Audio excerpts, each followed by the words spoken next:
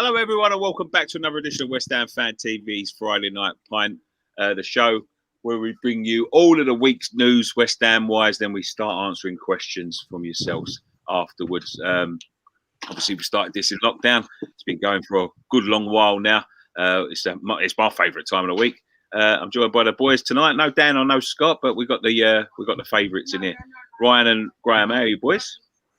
I'm all right. Yeah. I'm all right. I'm still buzzing after Tuesday night when we knocked the Germans out. Mate, I just couldn't. It took me ages. I couldn't go to bed till about midnight. I was still too hyped up after the game. Yeah. It was a good night, wasn't it? I mean, I've been doing the watch-alongs with on Robbie's channel with Robbie and that, and it's not quite like being in the pub with the boys and all of that sort of thing, but it is what it is. Your boys got to work, you know what I mean? So apparently it's penalties in the Switzerland game, Switzerland-Spain. Yeah, I've got it on there. Just on the penalty. They're down to 10 men as well, the Swiss. Yeah, Switzerland have been the surprise package of this tournament, I think. Yeah, I think you're right, mate. Everyone was thinking that it was going to be Turkey, but fuck me, Switzerland are on the verge of knocking out France, and then if they can get through this, knocking out Spain as well. But even if they go out here, they've done well. These Euros are mental, aren't they? Yeah. This is what I'm saying. I said this last week. This is where the tournament starts. This is when it's the knockout stages. Anyone can win. No, you're right. What have you been up to this week? Anything? No, just honestly, mate. Just working and watching the England game. I've been watching. The England game the other night was unreal. You know, it was just a great atmosphere down the pub. For England to go out and get a result like that, you know, I see with betting at the moment we're favourites to win the tournament. So it's a massive game tomorrow. I know we're going to talk about it in a little while, but it's a massive game tomorrow for England. And obviously it's a shame it's not a Wembley, but I still think we can do it. Yeah, I think you're right. I mean, I'll be honest with you. I think it all come down to look, Switzerland taking Spain now and beating France. You can't take anyone lightly, and that's I've seen England over the years, mess games up, and the Croatia one and all of that thing. But you got to start to think now. There's a good path to the final now, at least. I mean, the thing is, mate, we was all saying this when we had Iceland in 2016. I'll get past these. We all know what happened there. So I don't think the players and the management won't be complacent, but I think a lot of fans are thinking it's Graham, we're totally different from them, mate. Totally different from them. No, but I'm saying, like, we've come unstuck before, so. Oh yeah, but I'm not taking Ukraine for granted. Let's put it that way. That's the first time in our lifetime that we've seen England beat Germany in a major tournament. We haven't done it for 55 years, so it's massive. Well, I saw them. Well, we beat them at Euro 2000, but it was in the group stage. That were in a knockout. Yeah, that's what I'm saying. In the knockouts, like a major knockout tournament like game. I know we beat them 1-0 when Shearer scored, but I remember watching that round Nicky's house as it goes. Yeah, but I think what strikes me about that tournament the most, right, is that even now, I've said it before that we ain't beat them since '66. It was such an underwhelming tournament that I fucking forgot we beat them because it didn't mean fuck all anyway because we went out in the group stages. Yeah, I know. They lost to Romania the following game.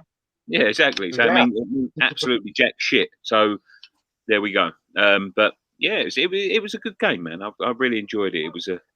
Well, the last few weeks we ain't really had much West Ham to talk about, really, have we? I mean, but I think we should put England aside for a little bit because there has been a lot of West Ham talk this week, and I think the major one is Declan Rice. But I don't know if you boys see it before we come on. Graham probably wouldn't have, but Nicky. Apparently, X has retracted his statement, what he said, and Claret Hugh as well. So. The thing is with the Declan Rice situation is that all right, they offered him a contract a couple of months ago.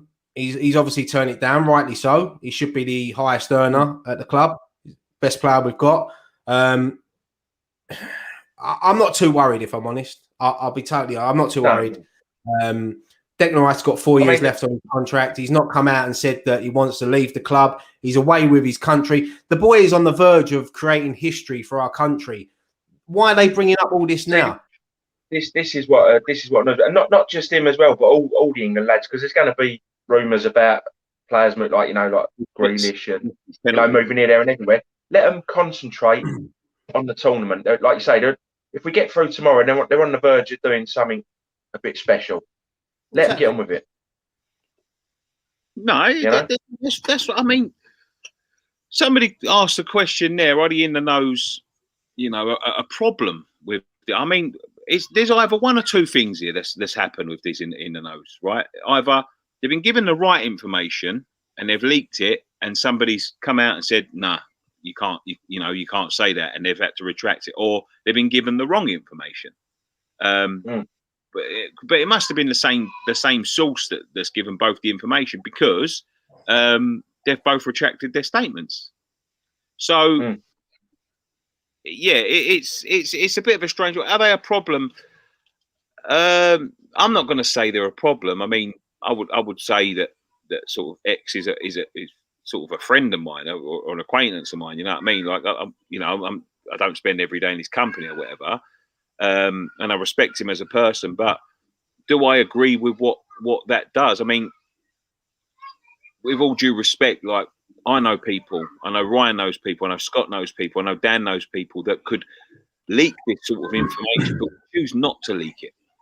And we choose not to leak it for a reason, and that's because although it's all well and good when people are leaking information and it's all positive and it all goes to plan, that's all well and good. But there are situations, and there's been situations in the last year or two when, at one point the manager had,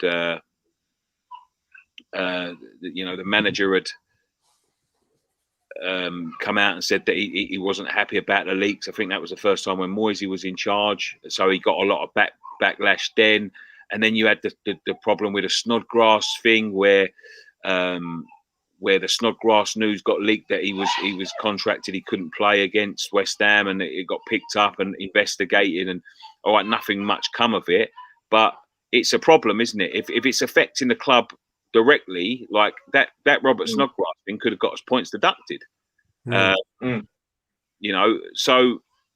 I would. The thing is as well, mate. With the one on the end of that. That's the thing is with these leaks as well is like it's upset the fan base as well. It's a positive week with everything that's going on with England, and then bang, you get that story break that Declan Rice, the player that we all love, the player we want to see stay at West Ham for years, our most important player, and apparently he's turned down 2 contract offers, and then today it gets leaked that Soufal as well. I mean, why is this being leaked from the club now? Them 2 boys are both away with their countries. But what I read, why was it like all the stuff with Declan Rice rejecting the contract was 2-3 months ago? Yeah. So why leak it now? There's no point bringing it up there. But what I've read into it is, at the end of the day, like you say, he's probably our best player, right? He's the captain when Noble's not playing. But there's other players there who aren't even playing regularly on more money than him. Yeah, and that come down. Yeah, them players that were signed on them big contracts were obviously when Pellegrini signed them and put them on big wages. I mean, Jack Wilshere was on over 100 grand a week. I mean, there's no denying that Declan Rice should be our highest earner. They should reward him. New deal, highest earner. Put him on. As much as he wants. Really, not obviously he can't ridiculous money. You can't put him on over 200 grand a week. That's ridiculous. But what I start to remember now is that, and I've done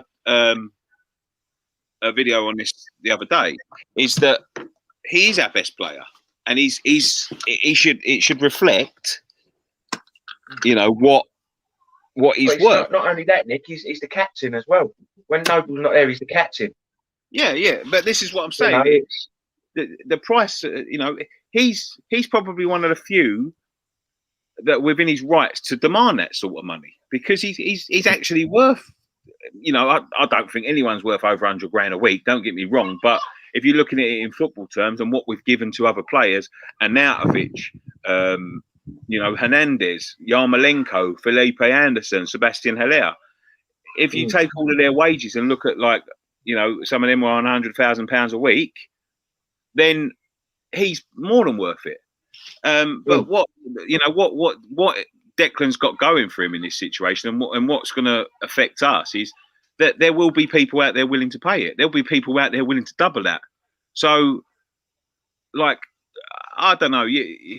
I don't like the way that they dealt with the last Declan Rice contract negotiation when it's like it got leaked and all the details got leaked and all of that sort of thing. And it just seems like it's happening again. And I don't like it. And one day it's going to end up costing us a player or a negotiation or a signing or something like that. And then the shit's going to hit the fan for these people and all that. And yeah, Sean and Hugh are a lot more thick-skinned than X. X can, get affected by that, and it really gets to him, that sort of thing. But they're just putting themselves in this situation. I mean, I see like people on Claret and Hugh in the comments and things like slagging Declan Rice off. Now, that information has come out to be false, but they're slagging Declan Rice off, saying that, he shouldn't be asking for this and he should be grateful that we gave him a career, blah, blah, blah, blah, and all of that sort of thing. And then Hugh Southern's like, yeah, and don't forget all the academy years that we gave him. Fuck me. I mean, it's just a constant barrage of protect the owners at all costs. Yeah, but the flip side to that, mate, is sticking up for Declan Rice here, is he could turn around and say, well, you got me for nothing, and if you do sell me, you're going to get a lot of money for me. Yeah, exactly. So, and that's down to Declan Rice's hard work. But that's what I'm saying. And it's just propaganda from, people that love the ball and all of that sort of thing. And look, we sat here last week and we had a discussion about the ball, and it's always negative, it's always moaning, it's always this, it's always that, and like, when I looked through the comments, 50% agree with me, 50% agree with you, and that's. What to say though about that. My point was that I obviously agree with you. Yeah, my point was that the Euros. I mean, David Moyes is back today. The players that ain't gone away with their countries are obviously back at training today, and loving the new training gear. By the way, I'm definitely purchasing some of that. It's got the old school Umbro on it. Yeah. And obviously David Moyes is back now, so hopefully in the next few weeks, we might, fingers crossed, hopefully start seeing a couple of players come through the door, because we definitely need it. Yeah. I mean, especially with a European campaign on the horizon as well. Everyone was turning around and saying like about put your toys back in your pram and all that. The discussions get heated. Me and Ryan have been friends for nearly 30 years. Trust me, when you look at some of the fucking disagreements we have had, they've got more heated than that. Some of them off camera, some of them on camera. But it doesn't mean that we're going to stop being friends. We've been best mates for 30 years nearly. And the same the Raz we used to have when we played football together. You're making me feel so old there. Yeah, well, yeah, right. It's true. I mean, fucking. Yeah, I said this. Someone messaged me the other day on Twitter and said, "Oh, I hope you and Nicky haven't fallen out." And all. I said, "Of course we ain't." I said, "Like, it's just it's a heated debate. We both were trying to say the same things, but we were saying it in different ways. We both want the best for West Ham, of course. We both want the ball gone. Nicky obviously just." Like most people, just wants transfers done now, and I do as well. I'd love to see West Ham start doing business now. But my point was, I don't think it's a debate about what's done. I think it's a debate about the way we go about it and the way we discuss it. I am like, I'm going to admit this now. I can be a negative bastard, like, you know what I mean. I sat here the other night and told everyone I'll drink the fucking tears of that German girl, and I'll be honest with you, I fucking meant it. Do you know what? I've been looking at the comments on that video, and I know we'll go back to Declan Rice in a second, but like I was in the pub on Tuesday night, right? Everyone was buzzing when that image come up on the screen of the dad and the little girl crying, the German girl crying. It was a massive cheer because it's football banter, and what you said in your video, I totally agree with. It is football banter. You don't think that if that would have been the other way around, there wouldn't be Germans in their fan zones screaming and laughing at an England fan. Of course there would. So just get over it. He's calling her a Nazi and all of that nonsense. There's no need for that sort of shit. But I don't include them people in football banter. They're scum. there always will be You think, some. I think the Germans felt sorry for me when I was crying in 1990 when I was 12. Well, this is exactly it. You know, we've all been through that sort of thing. And imagine they was. What? Sorry for me? They felt sorry for Graham, and they started sending him all letters now and everything. Sorry we upset you, Graham. I was very upset in 96 as well, but obviously I was grown up in 96. Yes, that's just what I'm saying. And somebody just said there's been like £18,000 raised for that little girl. For what? Fuck knows. I don't know what to buy her a new shirt. No. Someone said when I saw her, I was like, oh, I did go, oh bless her. I went, she'll get used to it. Don't worry. Look, obviously, yeah, we all cheer, like people cheered in the pub and all that, but it was at the time we're just gone 2-0 up against Germany. We're beating Germany. And yeah, look, I don't agree with all the comments, what people said, but they're fake accounts. You know, you're going to get that, unfortunately. But yeah, money's been raised for her. But do you know what? If you look at her dad, didn't he look like our goalkeeper, David Martin? He probably looked like him. Spitting image of him. But anyway, Declan Rice. No, but bless her, Litland. Yeah, I just. Yeah, well, going back to the in the nose and all of that sort of thing, I just don't see how it helps. That's all I'm saying. I just, you know, we want, you know, I could be part of that generation. We want everything now, instant. We want to know. We want to know. We want to know. And I'm one of them. Remember the days when you used to get your transfer news from the paper or CFAX? Yeah, that's what I'm saying. Fucking back in the day, mate. It weren't even that long ago, right? Do you remember? Great. Do you remember when you used to? What's happening, Nicky? Great. Do you remember when you used to have to watch? You remember when you used to have to watch teletext, Gray? And it used to skip the page. And you have to wait for it to come back round again. Yeah. Nicky's turn you go name someone. Oh, God. Or like when you used to book a CFAX holiday. Do you remember them? You just have to try and remember the page it was on. Oh yeah. I remember, like sometimes I never even knew we signed anyone until you actually went to the ground and see them on a Saturday on the team sheet. No, but this is well. Like, I remember, like when I was at sixth form and all that. If a few of us were going away, like we used to take it in turns to go and queue up at the ticket office. You know, everyone would give you their money, and you go down the ticket office and cut you queue up and buy the tickets. Me and Ryan once, right? I was just about to say this story. I know exactly what you're going to fucking say. Me and Ryan, right? We when you used to have to go and line up at the ticket office and all of that sort of thing, right? There was was it an FA Cup game or a league game? Yeah, it was United away in the league, wasn't it? United away in the FA Cup. It was one of them anyway. And you need to get forms in. You remember you have to take your forms up there. And me and him, right, we got up. I said to him, like, I don't want to be queuing up all day. I want to make sure we get a ticket, but I don't want to be fucking sitting there fucking like going around the block at fucking 10 o'clock and then fucking having to stay there till 1 o'clock. I said to him, let's go early. And he went, how early's early? And I said, let's go at like 5 in the morning and make sure we're there for when it opens. So we're first in the queue. I said, we can sit down. We can fucking sit in the, it might have even been 4 in the morning. I said, we can sit down and it was cold and all.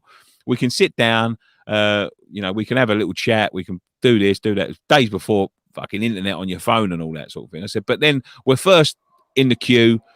We're getting in, we're getting our ticket, and then we're getting home. Like, and then there's no big queue. It's like, yeah. All right. Anyway, we got there and it was fucking bitterly cold.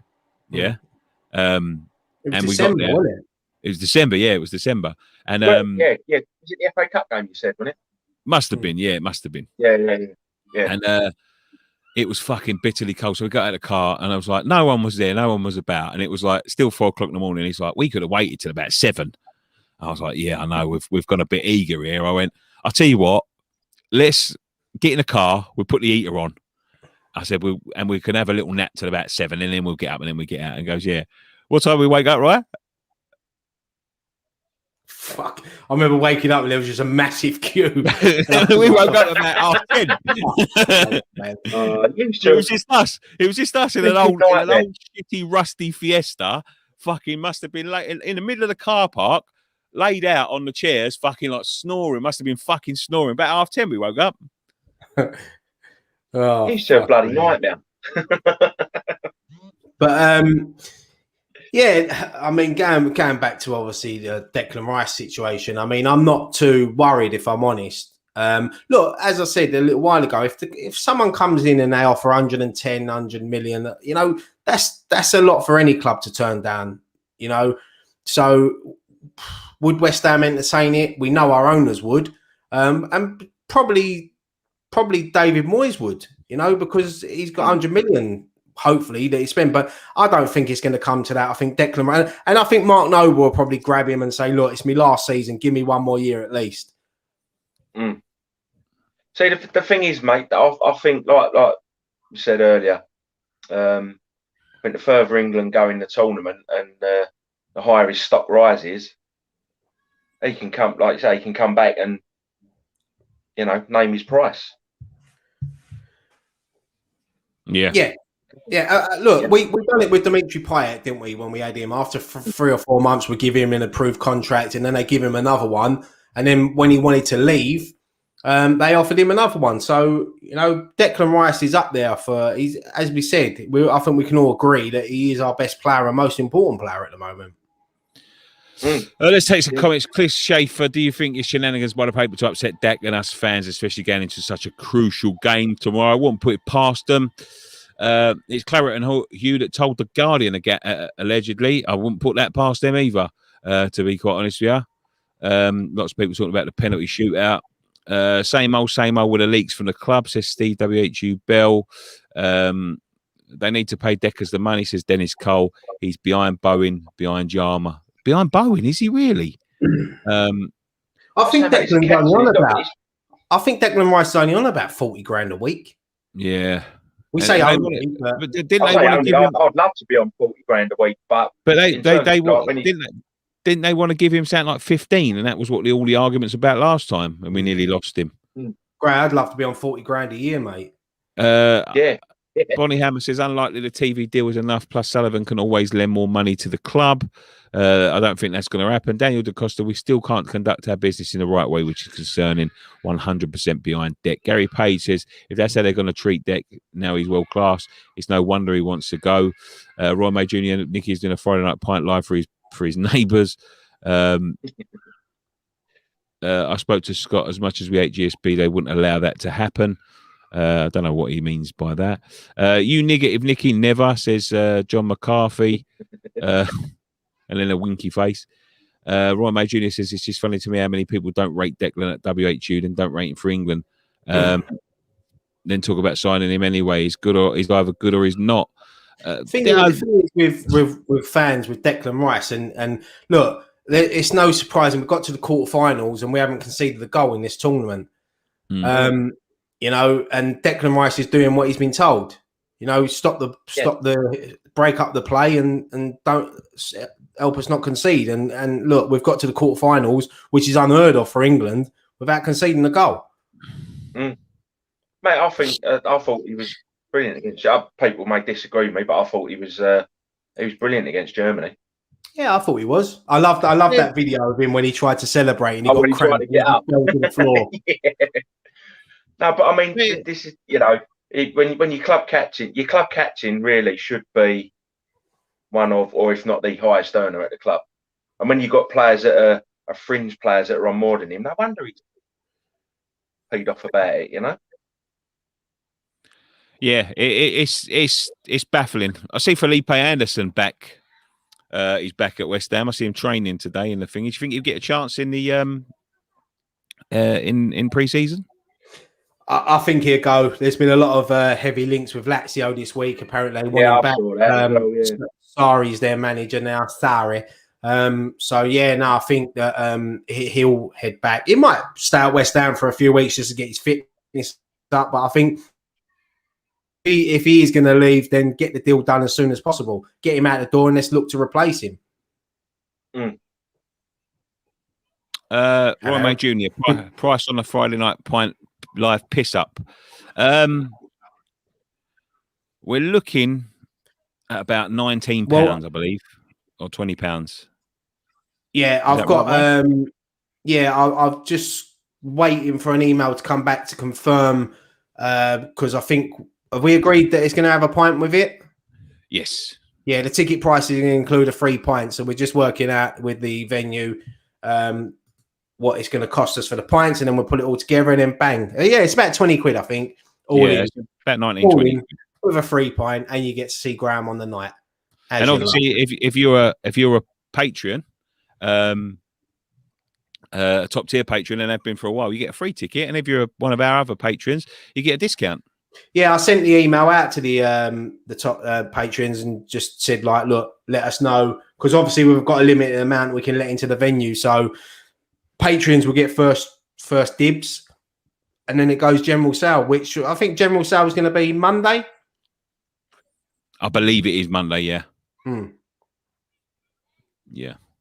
And don't forget, there still are tickets for the Tony Cottee and Julian Dix night, which the link is in the description below, which is just under 4 weeks now. Yeah, they're selling well. Yeah. So, don't hang about and think, oh, you've got time, because I'll tell you, if you think you've got time, you're not going to have time.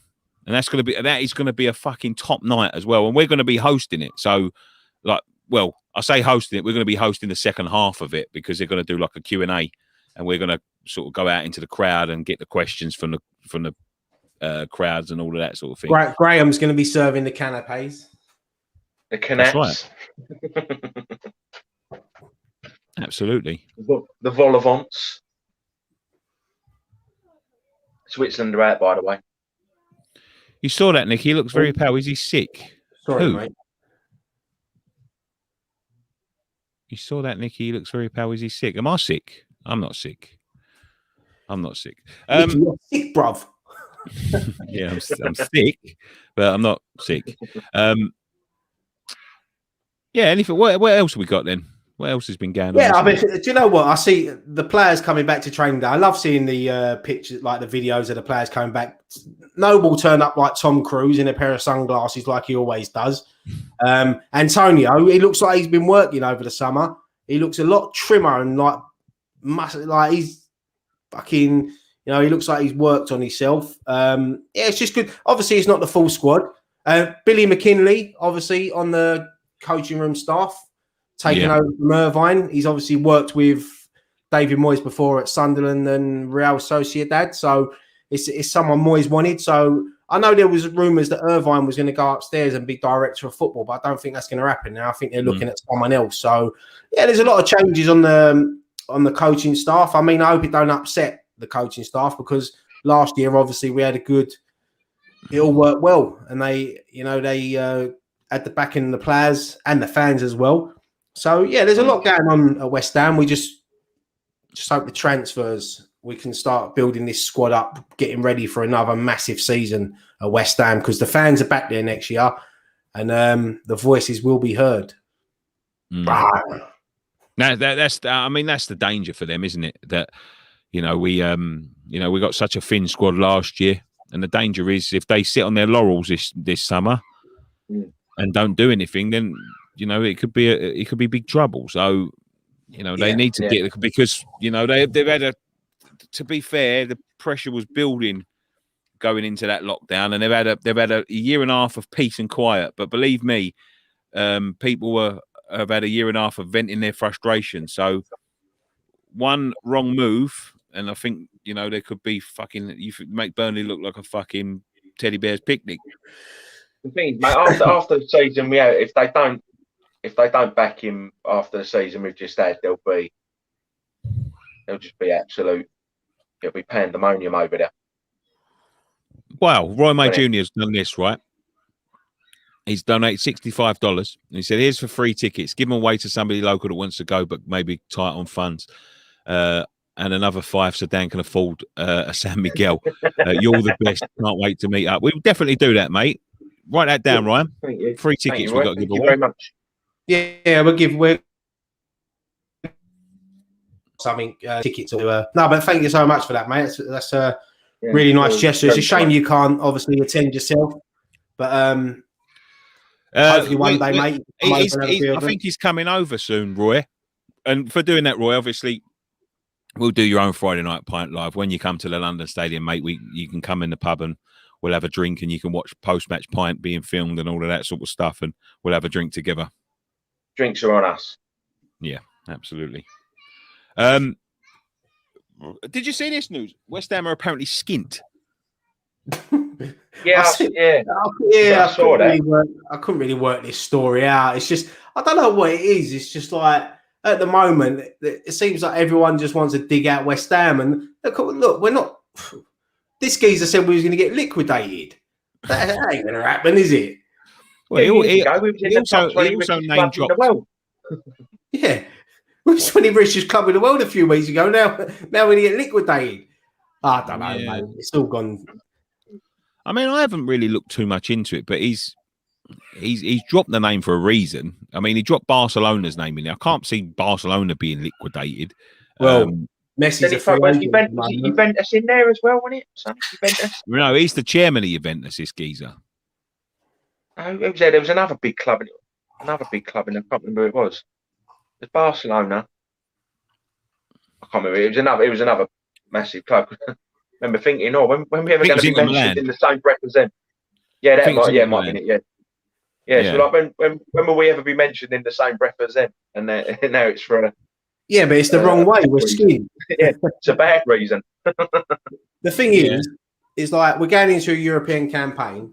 You got Lionel Messi out of contract, Ramos out of contract. Get them signed up. Get Declan on the big deal, and then Sergio Aguero. We're golden, aren't we? He's already gone. Unfortunately, he's gone to Barcelona, isn't he? No, he's not. Not in my eyes. We're tearing it up. I can't see them signing Sergio Aguero and then letting Messi walk out the door.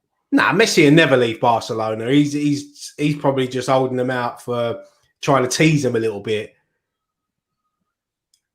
Yeah, absolutely. But yeah, I couldn't make head nor tail with this story really. But it's come out. It's completely out of the blue, isn't it? It's just the way that he name dropped us. It sort of worries me a little bit because probably meant West Brom. West Brom, yeah, probably. But it's just out the blue, like we don't want to be insolvent like Barcelona. Somebody put another one in there: Barcelona, Porto, Inter, West Ham, and I think, well, what the fuck? What's he know that I don't? I don't know, mate. It's which starts to sort of link back to think if we are skint, then if a fucking big bid does come in for fucking Declan Rice, then we will sell him. Yeah. Honestly, if with the Declan Rice, if someone does bid for him, I mean, I can't see Man City bidding for him. Man United have just forked out 70-odd million on Sancho, and they're obviously after a couple of other players. Chelsea would probably be his likely destination, like money-wise, but I'm not saying, look, Chelsea win trophies, you know what I mean? They get to finals often, but does he need that sort of club in this stage of his career? He's loved at West Ham. He's a captain of West Ham. He doesn't have to play for a top 4 club or the so-called Big 6 to get in the England squad because he's a regular in the England team. I think Declan's good at West Ham for another 2-3 years at least. He's only 22. Even if he leaves when he's 25, he's at the peak of his career. I can't see Declan leaving West Ham. I mean, this might come back to fucking bite me, but I can't see Declan leaving West Ham especially this summer. The only thing is, I don't think he'll leave this summer, but we're going to be. We'll be naive to think that he's not starting to think about it, because I think the rumours are that he's asked to be sort of notified of any bids and all of that sort of thing. But I think this summer is unless something mental happens next year. Unless something crazy happens next year, unless we start sort of a billionaire takes over and we start signing all, you know, superstars like Ronaldo and Messi and all that sort of thing, he's going to be looking around that England dressing room now, and that England dressing room is full of people that get to finals, that win leagues, that win European trophies and all that sort of thing. And they're all going to be in his ear, especially his mate Mason Mount. There's rumours that Mason Mount sort of FaceTimed him from the Chelsea dressing room when they won the European Cup and all of that sort of thing. And he's going to be in that England squad, especially if England go a little bit further in the tournament, maybe get to the final, possibly win it. And he's going to be thinking, I like this feeling. I do like the feeling of winning trophies. And he's the boy's going to be a winner. I don't think it'll ever come down. It'll ever come down to money with Declan, in terms of, like, you know, demanding ridiculous, unfathomable amounts from West Ham. I don't think he'll ever sort of hand in a transfer request or sort of like throw his toys at the pram. He'll look for a respectful exit, but unless something drastic happens this year, I think next summer's going to be the one where he starts to look, right, where am I going to go and win a trophy and all of that sort of thing. He's good enough. He's good enough to play for the best. He's good enough to play for the top clubs. But it all depends. It all depends on. Look, I don't want to. What I'm saying is, I don't want to talk for Declan Rice. I could be absolutely wrong. You know, he could be the absolute opposite of what I just said, or he could be thinking, no, I'm going to stay out for the rest of my career. You know, I don't know, but let's just see. There's no point in worrying about it. We just have to wait and see how it could be a club decision which wouldn't go down well. It could be a player decision which, in terms, you can't blame him. So you're right though, because if England do go on and let's say win this tournament, you get that taste of winning a trophy. And look, you've been in football change rooms yourself. There's banter that flies around. You can imagine that there's boys in that change room going, look what we're doing, who we got in the Champions League this year. And it does affect players. And but I just think Declan at the moment, as I said, he's in the Europa League. They're probably aiming their banter at Harry Kane and the Tottenham boys going. Yeah, but you think when you look around that change room, years ago it was full of top 4 club players only. Now you look around, you got Leeds players, you got Aston Villa players. You got players in there. It proves now that you don't have to be playing in the top 4 or so-called top 6, as they like to be called, just to get in England squad. And I think that's one thing I do like about Gareth Southgate is he's willing to give anyone a chance as long as they're good enough. I mean, who would have thought going into this tournament, like who would have thought in the last World Cup when they said, right, the next Euros, you're going to have a Leeds midfielder and a West Ham midfielder playing every game, every minute. Yeah. Bonjour. Wouldn't have happened, before Southgate took over because it was always the same players from the same club. As Gary Lineker said on Tuesday, you can't win a tournament without a West Ham player in the squad. Yeah. Got quite a few in these Euros, haven't we? We play one, we're going to knock one out, or they're going to knock us out on Saturday. And then possible another one waits with Souček and Soufal again. Yeah. I reckon that'd be a good game, the Czech Republic, Denmark. That'd be a good game, I reckon. Yeah, Denmark are the team that worries me. I just think Denmark, with everything that ever happened with Eriksson, I just think they got a bit of something behind them, and they could be surprised. Did you watch the game when they lost to Belgium? They could have been 3-0 up against Belgium in 10 minutes. Absolutely, the first half they absolutely blitzed them. Who's this? Denmark. And they played Belgium, absolutely tore Belgium to bits the first half. It was only when they brought De Bruyne on that it changed the game. But Denmark are a dangerous side. They look very good at the minute. And I think they'd only lost like 2 in 30-odd games coming into the tournament. So they're a dangerous side, Denmark. They're a very good side. You got any more West Ham stuff you want to talk about? I don't know, really. Signings, I suppose we could go into sort of some of the players. Has anyone? I've got one. Has anyone in this Euros sort of like, don't look at the unreasonable, like the unrealistic ones like Ronaldo or someone like that. But has anyone at this Euros that plays for sort of a lower nation or a lower club sort of impressed you this summer? And the Czech striker. Oh, Schick. I think, I don't think he's like an unknown. I think he's played for like Roma, and I think he's moved on from Roma. I think he plays for RB Leipzig at the minute. They're no mugs, RB Leipzig. Yeah, exactly. Swiss goalkeeper Sommer, he has looked good. Don't he play for Dortmund, Sommer? Yeah. I think so. He had a really good game tonight, I think, in Spain. Yeah, he's been absolutely brilliant. I like the. As you said, I like the Czech striker, but I don't think he's going to be sort of.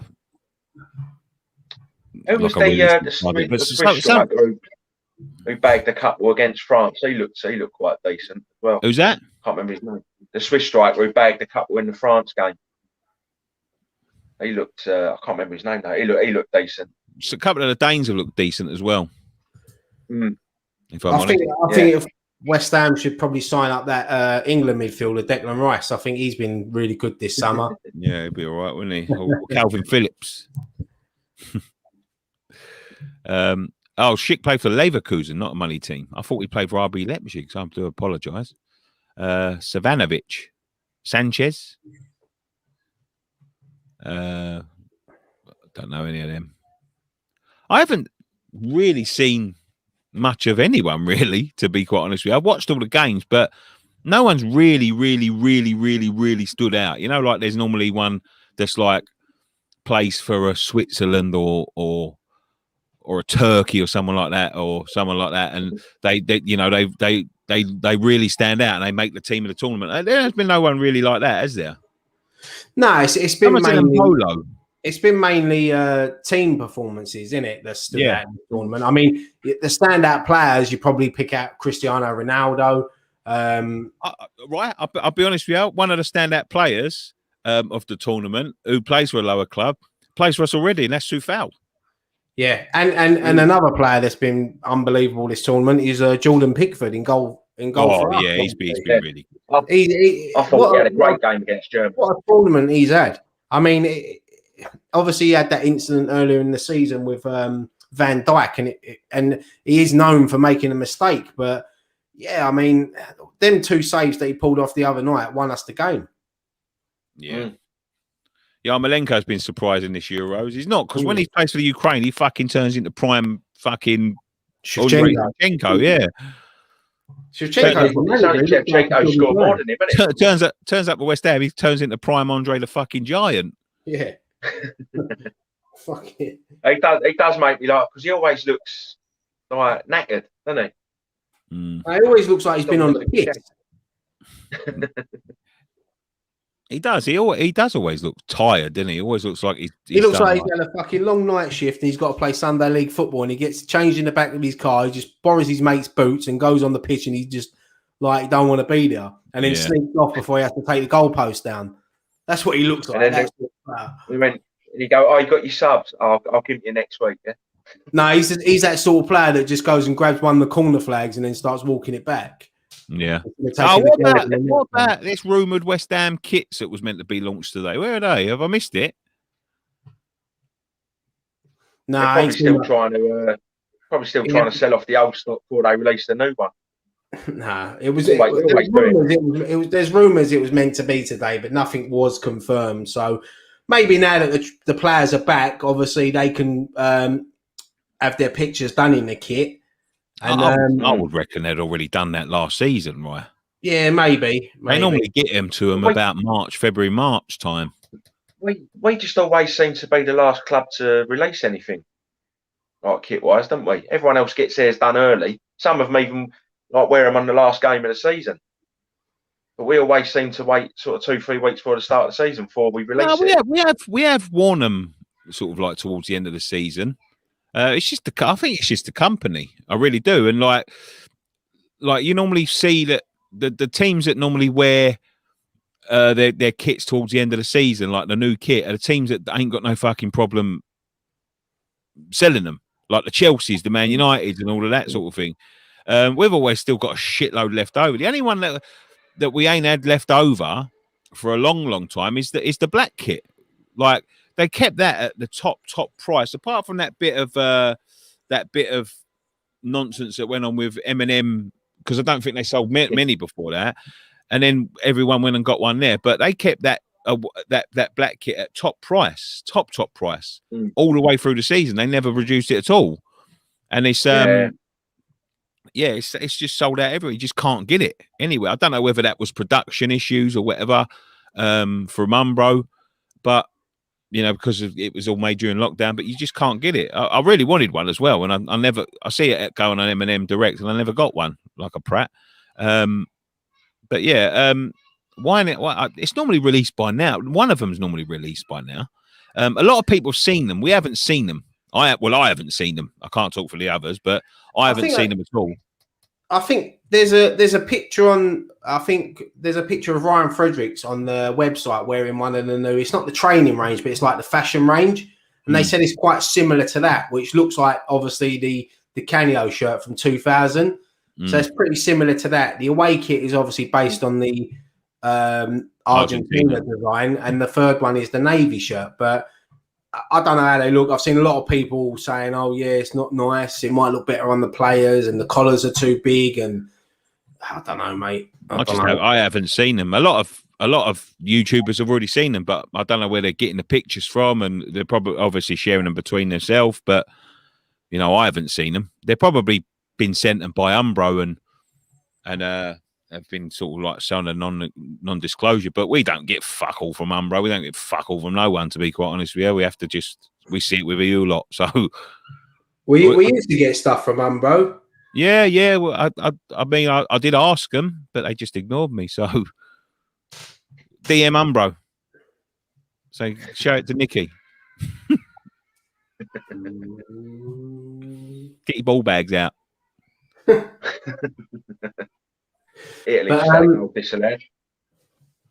Yeah. I mean, this before we go into sort of ask us anything. I mean, it's I think it's right that we actually talk about the England game tomorrow. So, Chris Mills, do you know what, Chris? Right, I've been looking at your face for a little while. Not weird or nothing, but no, I recognise your face from something. Did you used to sit in the lower Bobby Moore around that season? Because I'm sure you did. I'm sure of it. Let me know, because I think you used to sit behind me. Do you remember do you remember that when they had the models and they had like painted the kit on them, didn't they? Like the shirts, and everyone was chucking the bubbles at them and that.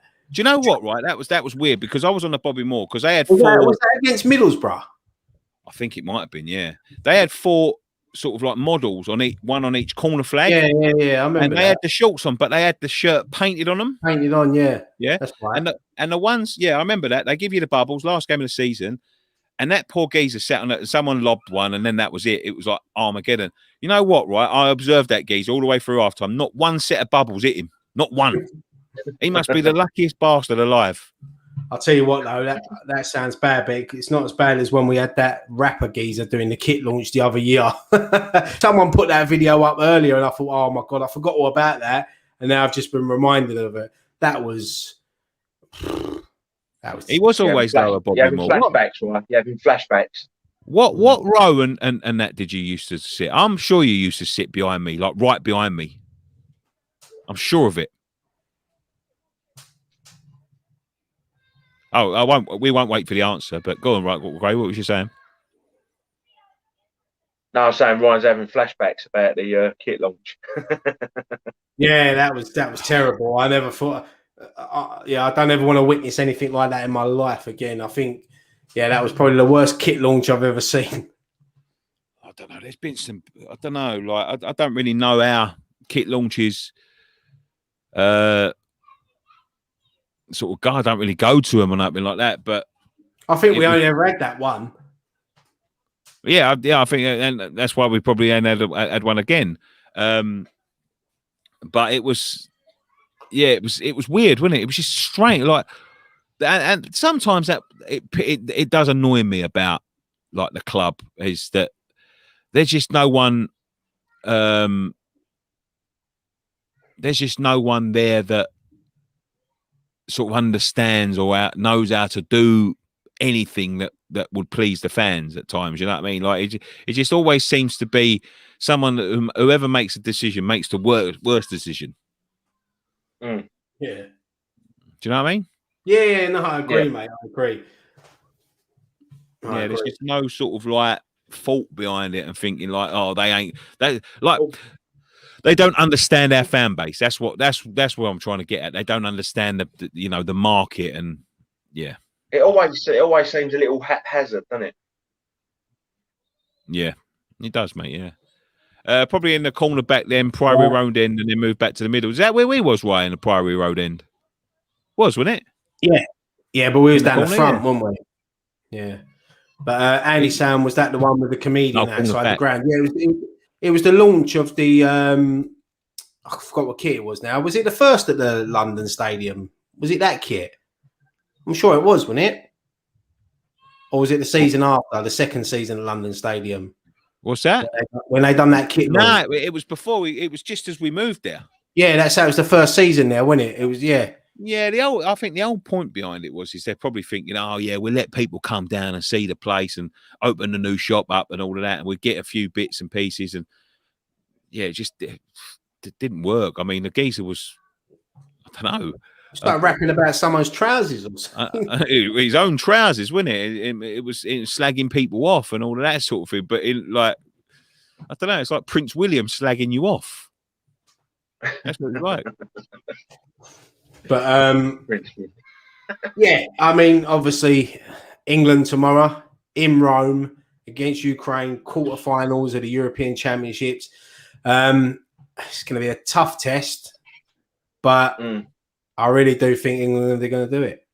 I really do. In fact, I fancy us to go all the way in this tournament.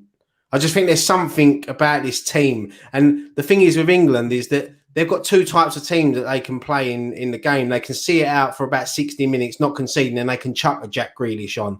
They can chuck a Mason Mount on. They can chuck a Phil Foden on. When I looked at that game the other day and I see that Calvert-Lewin wasn't even on the bench, I was thinking to myself, oh, what's he done? And he's reverted to he's changed formation. I'm thinking, oh, it's worked so well. Why have he changed it? But look, that's why he's the England manager, because he has to make them decisions. And you know what? Fair play to Gareth Southgate, because I see the interviews after with the players, the Harry Kane one, when, I don't know if you've seen it, when the interviewer asked him a question, and Harry Kane was just looking around and he was just taking it all in when everyone was singing Sweet Caroline. He couldn't even get his words out. And then Gareth Southgate... quite emotional, wasn't he? Yeah, and Gareth Southgate went around and said, I see David Seaman on the screen and, I can't take back what I did 25 years ago, but I can only try to give them good moments now. And there's things like that. And that's what... There's something different about this squad. And, look, Ukraine are going to be tough, don't get me wrong, but I just fancy England to go through tomorrow. I think Harry Kane will get on the score sheet as well again.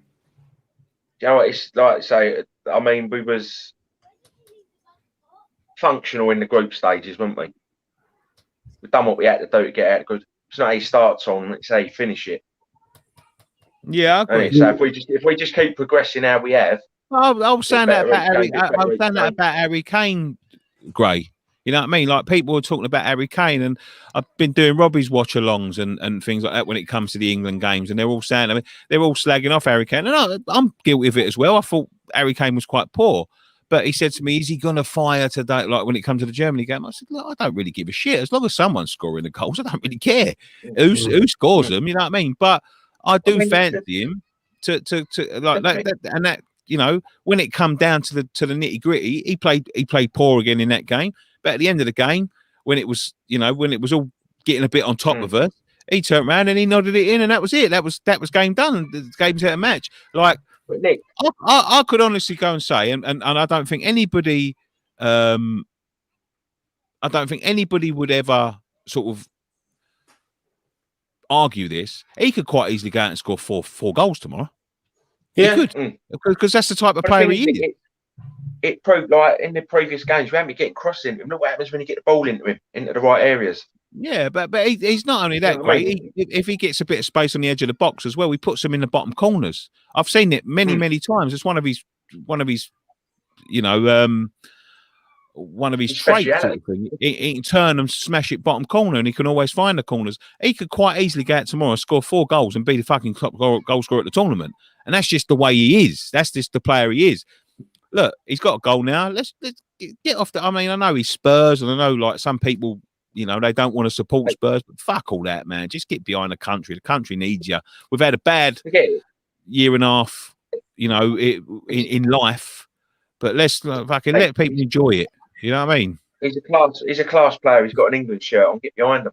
You know what I mean? No matter who they play for at the club level, when they've got an England shirt on, you get behind them. The thing is, as well, is Gareth Southgate. You can't deny it. The thing is with Gareth Southgate as well, he's got a huge decision to make tomorrow, because obviously Maguire, Rice, Phillips, and Phil Foden are all on a yellow. And if they pick up another one tomorrow, they miss the semi. So would you sacrifice maybe leaving out Declan Rice and putting Henderson in there? Is Declan Rice more important than Phillips, or would you just say, right, we'll go for it and whatever happens, happens? But what happens in the semis? No, they get wiped off after. Get wiped off. Okay. Yeah, they get scrapped after the quarters. So nah, do you know what? I wouldn't. I don't think you should look at that.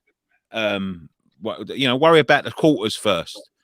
That's what I agree. I agree. I think he should start with his strongest team tomorrow, no matter if they're on a yellow or what, because he could leave Declan Rice out and it could all go wrong, and or he could leave Phillips out and it could all go wrong. I mean, Henderson's a good player, but I just don't think he's up to that sort of standard now of what Gareth Southgate needs to start a game. To come on and shore it up a bit, yeah, I can see that. But to start a game, bearing in mind he hasn't played a lot of football, Jordan Henderson.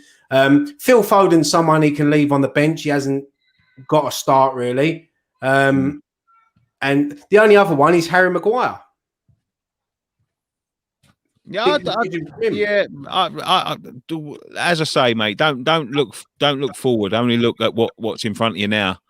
Start your strongest team. Don't worry about that. If you go 2-3-0 up in that game, then look at perhaps changing it and getting a few players off and whatever.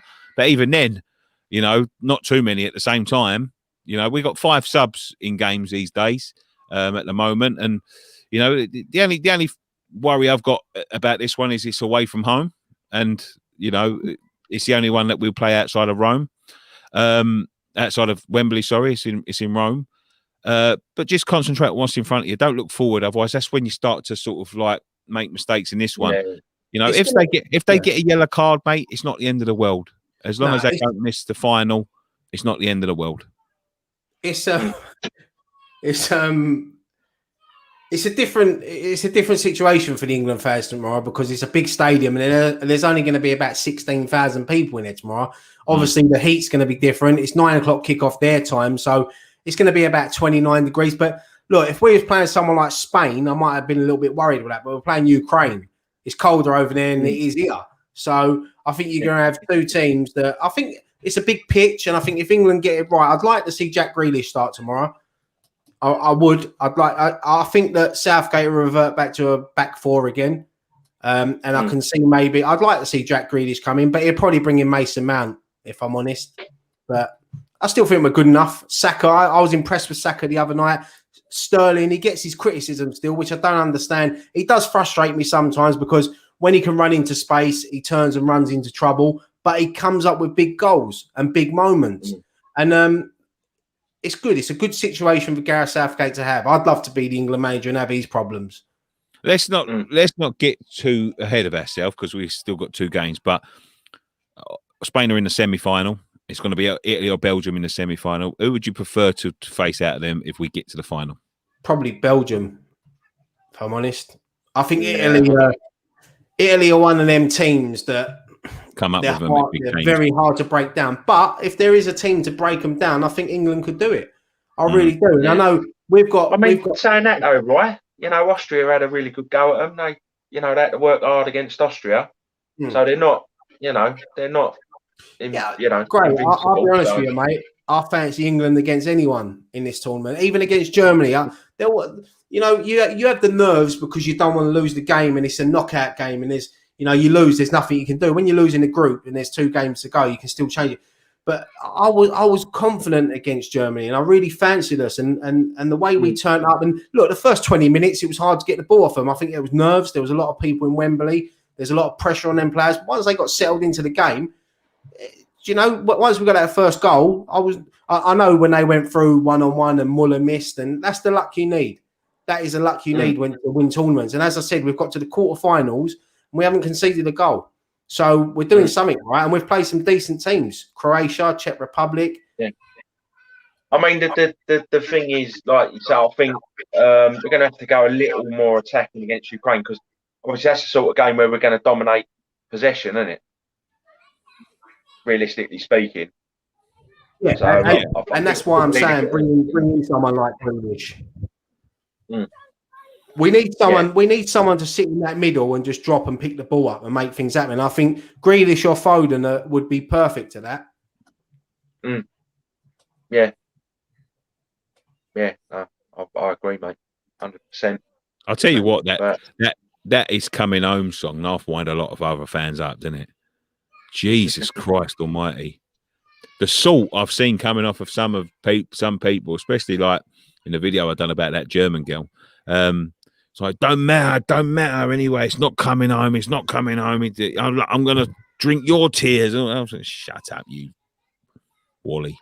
The thing is, could you imagine if we actually did win this tournament and they play football's coming home at Wembley in that final? I think Scotland would explode. Oh, mate. Did you see what Nicola Sturgeon put on Twitter? Went, oh, yeah, we're the only team England ain't beat in the Euros so far. Yeah. You know? And the thing is with Scotland is I've got more points on my licence this week than Scotland got in the whole tournament. So that was a fucking balls up. Fucking 3 points. There you go, Ryan. Just clean my licence as well, bastards. It's annoying, isn't it? Yeah. I got caught twice on the same road within 2 days. I done a speed awareness course yesterday, which was over Zoom. And the second one, obviously, you can't do the speed awareness course twice in the 3 years, so it's 3 points. So there's nothing I can do. But you could have argued it though. Yeah, but at the end of the day, you know, I didn't realise that. I was doing 34 and a 30. At the end of the day, I'm still over the limit. So what can you do? I'd rather take 3 points than 6. So they never offered me the speed awareness course. That speed awareness course was mad. I thought I'll get it in now because you ain't got to go there, so you got to do it over. You should have just put a picture of yourself there. Would have done what you got to do. Just a picture. There was this woman on there, right? And she was doing it on her camera phone, obviously, like on her phone, and she kept walking around the house. And then we had a 10-minute break, and then when we come back, she was over the park with her kid. And I'm thinking to myself, what the fuck's going on here? Like, all you could hear was kids screaming, and he kept muting her.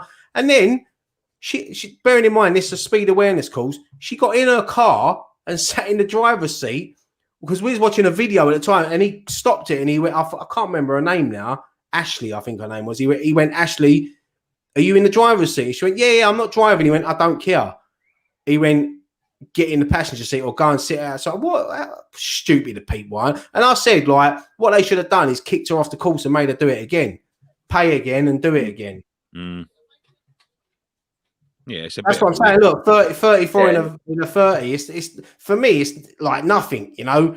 But I suppose these cameras around here, because there's so many. I learned a lot on that speed awareness course. To be fair, it was quite eye opening, and you learn a few things that cameras, like, even if some of the cameras now, even if you're 1 mile per hour over, can still do you. Yeah. So why don't they? Because what they do, some cameras, you mainly get them where there's been a lot of accidents. That's where the cameras are strict. Some of them do let you over a little bit, but obviously where I done it, it was mainly where accidents are. So yeah, fuck it. Yeah. All right. Should we go ask us anything for about 20 minutes or so? That's a good point that Dean makes. A speed awareness course over Zoom. It's fucking 90 quid. 90 quid an hour. I think my missus got done for like 33, but she never got offered speed awareness. Nah, some of them don't, some of them do. Like, I got 2 letters within the space of 2 days. I thought, oh, for fuck's sake. I thought that someone's on a wind up here, but I've learnt my lesson. Now I drive down that road at 25, but you don't feel like you're moving. It's like driving Miss Daisy. Yeah, that's the problem. Better to be safe, Graham, than sorry. It is, yes. Yes. Anyway. Graham's never got above 10 in a car. Really, you're gonna say that to me? I've been in the car with you, Nick. What do you mean? Yeah, you drive as slow as I do. Yeah, I'm terrible. Terrible. I'm not denying. I'm not denying. I'll stick to speed limit. That's it. I'm not denying it. I'm not denying. Matt House says, "Hey Nicky, you using the new microphones tonight?" No, this is an old one. Old microphone. Had this one for a long time. Lawrence Salmon says he got offered speed the other night. Phil Brown says I took the 3 points rather than lose another 4 hours of my life. Well, it's just 4 hours. The thing is, this is the speed awareness course. When you do it over the Zoom, it was only it was meant to be 3 hours, but it was only like 2 hours, and it was all right. Yeah, that's the thing about these like course awareness people. They want to get away and want to get home as much as you fucking do. Like the quicker they do it, and the quicker they get it wrapped up, the quicker they can go home. Nobody's monitoring them people. Nobody's thinking, oh, did you do 4 hours? Did you do 4 hours on that course? No, they're not doing that. They just, yeah, of course I did. Yeah, you know what I mean? Let's go. Yes, sir, I did, sir. Yes. Matt Powell says, "Hey Ryan, you've been watching Love Island?" No, never seen an episode of that in my life. I watch a lot of shit, but that's shit. I couldn't watch that. Josiah Greenmoff, he got a PS5 2 weeks ago. Well done, mate. Where's you got one of them, bro? I've been looking at one of them for ages. My nephew got one the other day, funny enough. A PS5. Oh, fuck yeah. My brother got one and then got his mate one. If you want one, Greg, we'll get you one. No problem. No, I don't want one now. Got the other. You've got a bet on Italy winning the Euros and it returns, and your returns are £5 grand. However, the final includes England, which for £5 grand of winnings or England lifting the cup. England lifting the cup. Yeah, England lifting it all day. England lifting the cup. I've never seen it before. You can replace money, but you can't replace memories. You can see, you can save money. You can't fucking get back 55 years of hurt. I remember when can't put fourth place in the trophy cabinet. Huh? So you can't put fourth place in the trophy cabinet. That's right, mate. That is. I'm putting that on your fucking gravestone. If you go before me. You can't put Graham in the trophy cabinet. That's what I'm going to put. Well, you can if we cremate you. I can put you in the trophy cabinet, but that won't be nice. Yeah. Gary Page says, if you've been watching EastEnders, where's Pet? You can binge watch all week's episodes on the iPad. Mate, Monday night, mate, all 4 in one go. I don't fuck about. And then I watch the 2009 ones, Archie Mitchell. Fucking love it. Love it. I love watching all the old ones. I've never known anyone love EastEnders as much as Roy. It's one of them things, isn't it, Grab? I've been so used to watching it, mate. I just enjoy it. Harry Redknapp's in it next week. Aiden03 says, what's your opinion on Rice's wages? I've got an opinion on Rice's wages, really. Give him what he deserves. Yeah. Give him what he deserves. Yeah. You know, he's we spoke about it earlier in the show, but yeah, definitely give him what he deserves. Yeah. Matt Powell says, what colour would you like our away shirt? Well, I know what colours they are, but what colour would I like? I like the one that we had 2 years ago, the white one, the all white one. See, I think it should be white or pale blue. I always like light blue with claret hoops. Yeah, I always love that design. I think it's really nice, and I think we had one under Big Sam, didn't we, in the championship with that with the Macron kit. That was a really the light blue with the claret. That was a really nice design, and I just love that. That's but the white one that was based on the FA Cup 1980 shirt was spot on, really nice. Yeah, no. Chris Mills says England winning the Euros or West Ham winning the League Cup. I'd have to go England. I would. Yeah. If he changed that to the FA Cup, I might sway a bit, but I don't know. I just think there's something special when the country comes together and the fans come together. Yeah. As much as I want to see West Ham win something, at the moment, in the pub the other night, you know, everyone's sitting on their tables and the, you know, social distancing and the rules. But when England scored that first goal and everyone erupted and you just forgot, you forgot for like that 10 seconds, 20 seconds of celebrating, you forgot that what's going on in the world. And that's what I love about tournaments. You know, we see it in 2018 with the World Cup, how it brought the country together. And I've seen the videos after of seeing different people in different places celebrating, like Box Park and things like that. And like when I'm watching the game, after we scored a goal and I've celebrated, I'll sit down, I'll log on to Robbie's thing and then rewind it back a minute and then watch them celebrate. And when Nicky's there doing it, I'll watch him celebrate. Because I love seeing the celebrations and that. Yeah, no, like I say, it just sort of brings everyone together, doesn't it? Yeah. I would say England as well. Do you know what I don't like about like West Ham winning the League Cup? And I'd love West Ham to win a League Cup. And if it was the Premier League or something like that, I would probably say that. But with the League Cup, it's just all the fucking shit you get after it. Because as soon as you win it, it's a Mickey Mouse Cup. Someone else wins it, it's the biggest trophy in the world. And I just can't be bothered with all that. You got half the country going, it's Mickey Mouse Cup. At least when England wins it, you don't get all the shit. You have to all you got to deal with Scotland. I think City have won it so many times now. They should change it to the Man City Cup. Yeah, they're calling it the League Cup. But Matt Powell saying pineapple on a pizza, yes or no? Yeah, absolutely. I love it. I do. It's a thumbs up from me. I'm not adverse to pineapple on a pizza. I love an Hawaiian. Oh. I don't. Right, I tell you. See, do you have pineapple? Do you have a bit of gammon? Do you have a bit of pineapple on it? Yeah. Yeah. So I've got no problem with meat and fruit.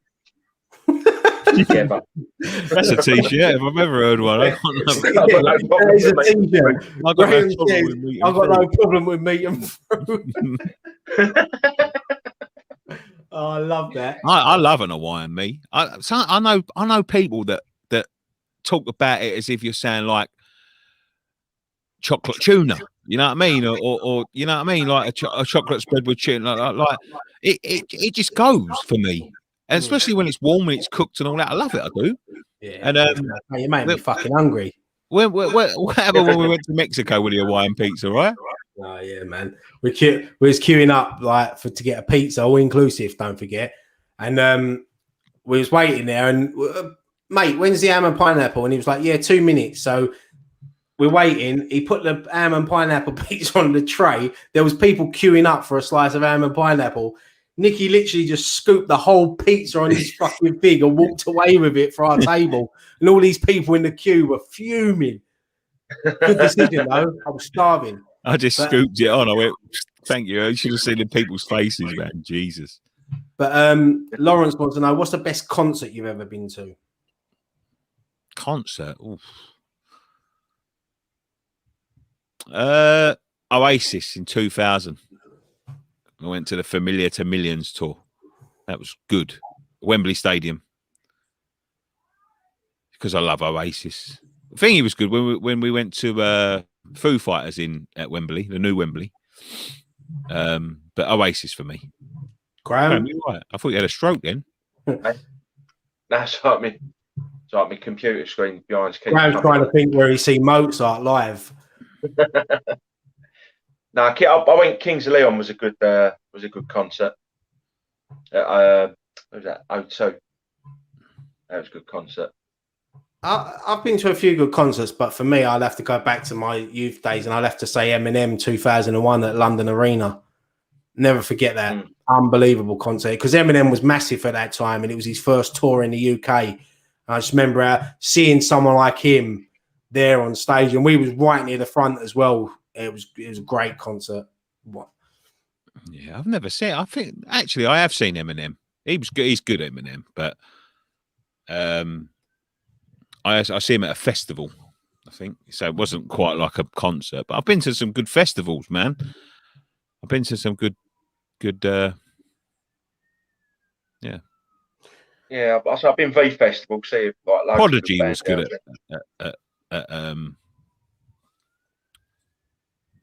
Prodigy was good at V. I think it was V. We went to V Festival. Yeah. Someone said they thought it was UB40 for me. Yeah, UB40 is brilliant, but like that was more. It was like a Wembley Arena one. That one. I'm talking about like a proper outdoor concert, but musical. Like indoor ones, I suppose. I suppose it counts as a concert. Every time I think about concert, I think about an outdoor arena, but I suppose it counts as a concert. But yeah, it was good. Like UB40 was really good, really good. But I've got to say, like outdoor one, I think it was Oasis. Were you guys at the riot in 2009 against Millwall? No. 2009. What, in the cup game? Yeah, we were there, but we weren't in the riots. No, I was there, but yeah, I weren't outside in the riots. Yeah, you were. You get the beer safe. Get the beer safe. Get them on the Rory. Flank them. Roy wants to know, what's the best match you've watched in a pub? I think one of the England games that we watched a little while ago in the World Cup. Yeah, in the World Cup, the Colombia game was good. England-Germany 5-1 was a good one. Yeah, I think England. Do you remember when we played Croatia in Euro 2004 when Rooney burst onto the scene? He scored 2 goals in that game, and yeah, that was a good game. I remember that was. I was in the working man's club. Was good days, weren't they? Euro 2004. We went down there for a few times, didn't we? Yeah. What was that working man's club called? At opposite Cumberland School. Southwest Ham. Yeah, yeah. You used to have to get Johnny Elliott to sneak you in on the books. yeah. We weren't a member. There's always some old miserable bastard there that never wanted to let you in. Yeah, I know. You remember? No, I'll tell you what, 50p. One game, good game I watched down the pub. The outcome was shit, but like up until the penalty shootout, it'd been a good game when we 2-2 Argentina, France 98. That was a great game watching it in the pub. But obviously, the penalty shootout was up to the usual standard. I always found about them, them like them members clubs, them working man's clubs, right? I always felt like, and I don't know whether any of you used to like frequent, because I used to go to a couple. I used to go to one with my dad when I was a bit younger as well. The people on the door always seem like they don't want you there. Yeah.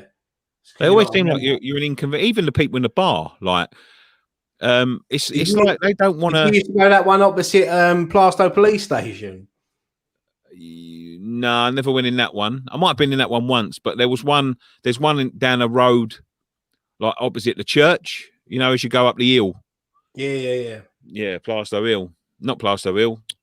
The hill with the greenway. What's that called? Green Gate. That's St Andrews, isn't it? That one. Yeah, St Andrews Club. That's it. That's the one. So it's all right. Then we make granddad used to drink there. It's nice. Yeah, but they just that fucking they always act like they don't want you there. It's like they get the hump when they're busy.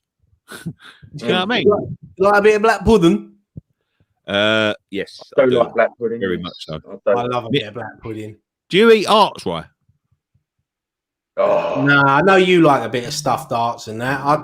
Do you know what? I'll be honest with you though. Nicky's mum used to do me the best stuffed arts. I don't think I've ever had them.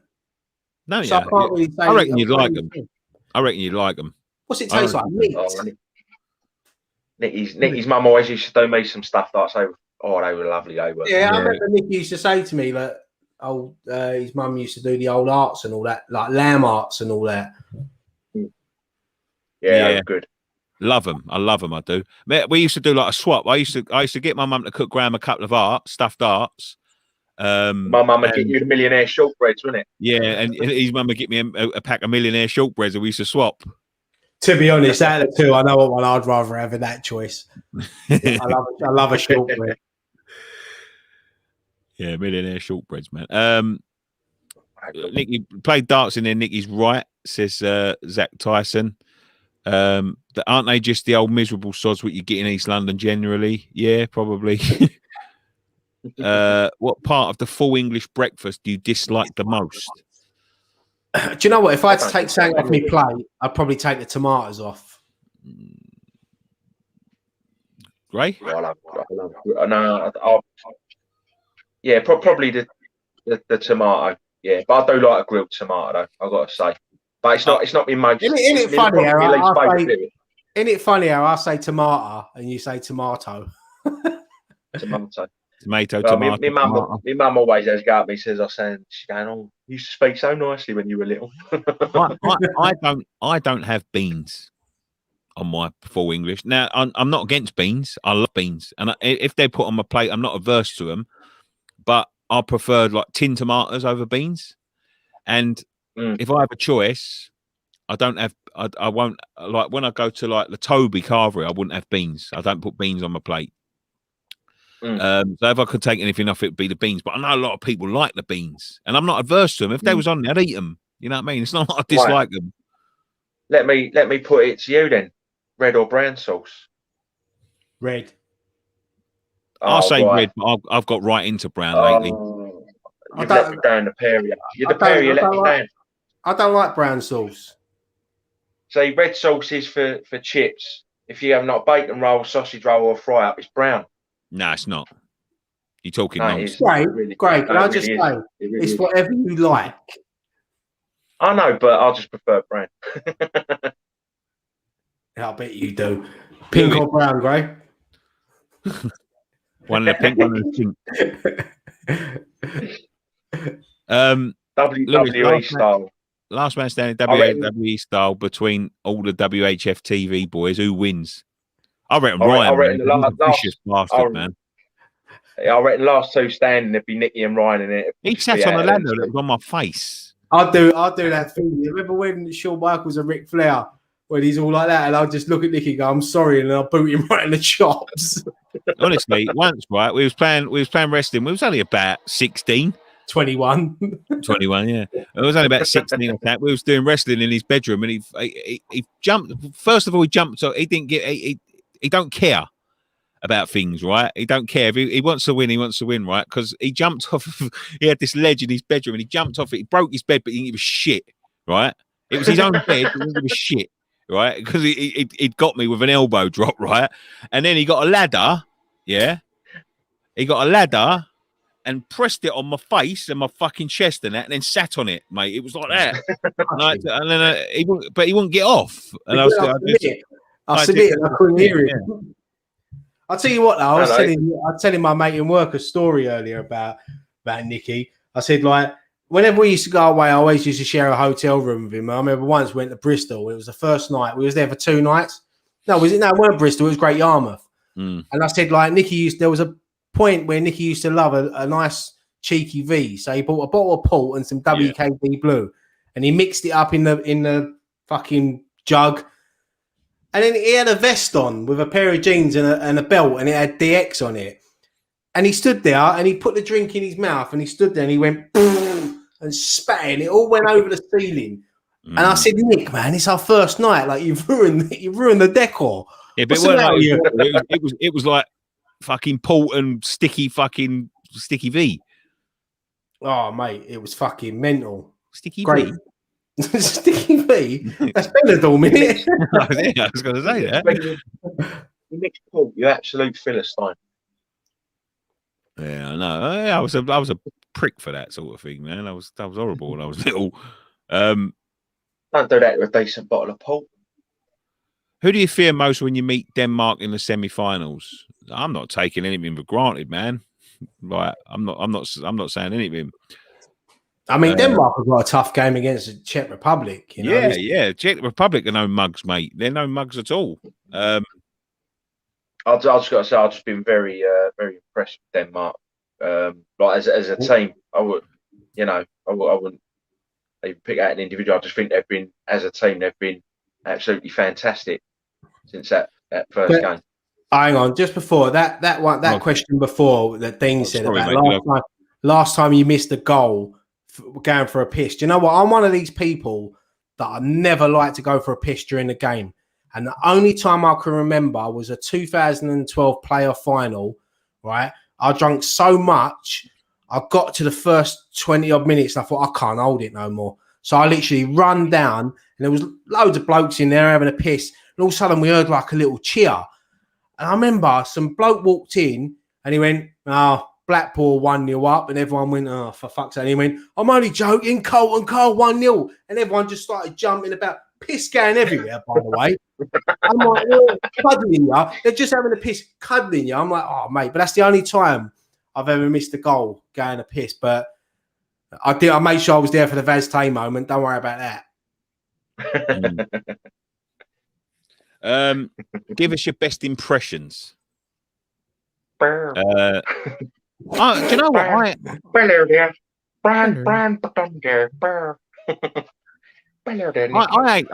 bad at doing impressions. But I've been doing because me and my boy are playing Red Dead Redemption 2 at the minute. You play that, Gray? I have, yes, I've got it. Yes, good game. You like Cowboys? We've been